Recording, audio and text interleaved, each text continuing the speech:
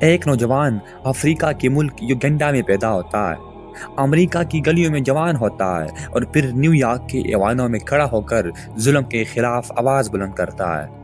یہ کہانی ہے زہران ممدانی کی، ایک ایسا نام جو شاید میڈیا کے شعور میں گم جائے مگر تاریخ میں اپنے اصولوں کی صدا ضرور چھوڑ جائے گا۔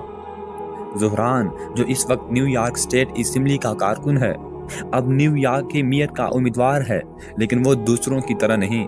اس نے اپنی سیاست کو پاور اور پروٹوکول سے نہیں بلکہ عوام کے درد اور غریبوں کی بھوک سے جوڑا ہے۔ جب غزہ میں معصوم بچے شہید ہو رہے تھے، جب ماؤں کی لاشیں اٹھ رہے تھے، جب اسرائیل نے بربریت کے حدیں پار کر دی، تب دنیا کے بیشتر کی عادت خاموش تھی۔ مگر زہران ممدانی خاموش نہ رہا۔ اس نے بلند آواز میں کہا، اسرائیل ایز کمیٹنگ جینوسائیڈ ان غزہ۔ اس نے نتنیاہو کو قاتل کہا اور کہا کہ اگر وہ نیو یارک آیا تو اسے گرفتار کرانا اس کا فرض ہوگا۔ As mayor, New York City would arrest Benjamin Netanyahu. This is a city that our values are in line with international law. It's time that our actions are also. یہ جملے سچائی کے تھے مگر ان کی قیمت بھی بہت بھاری تھی۔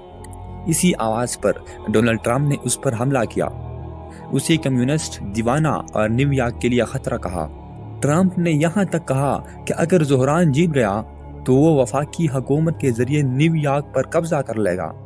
لیکن سوال یہ ہے، کیا سچ بولنے والا واقعی خطرہ ہے یا پھر جو ظلم کو چھپائے وہ اصل خطرہ ہے؟ اسلام ہمیں سکھاتا ہے کہ ظلم کے خلاف خاموش رہنا ظلم کا ساتھ دینا ہے۔ وَكُونُوا مَعَ الصَّادِقِينَ، اور سچوں کے ساتھ ہو جاؤ۔ زہران کا جرم صرف اتنا ہے کہ وہ سچوں کے ساتھ کھڑا ہوا ہے۔ اس کا منشور ہے کرایوں پر کنٹرول، مفت شہر بسیں، سبسڈی والے شہر کے گروسری سٹور، اقلیتوں کے لیے برابری۔ اور جب وہ کہتا ہے کہ غزہ میں نسل کشی ہو رہی ہے تو وہ صرف فلسطینوں کی نہیں بلکہ پوری انسانیت کی بات کر رہا ہوتا ہے۔ وہ ہم یاد دلاتا ہے کہ سیاست صرف پاور کا کھیل نہیں، یہ ضمیر کی گواہی ہے۔ دوستوں، ہم ایک ایسے دور میں زندہ ہے جہاں سچ بولنا بغاوت سمجھا جاتا ہے، جہاں غزہ کی معصوم لاشوں پر آنکھ بند کر لی جاتی ہے اور جہاں ظالم کو سپورٹ کرنا سیاسی فائدہ بن چکا ہے۔ ایسے میں ایک آواز، ایک دلیر انسان ہمارے سامنے کھڑا ہوتا ہے اور ہمیں یاد دلاتا ہے کہ خاموشی قاتل سے کم نہیں ہوتی۔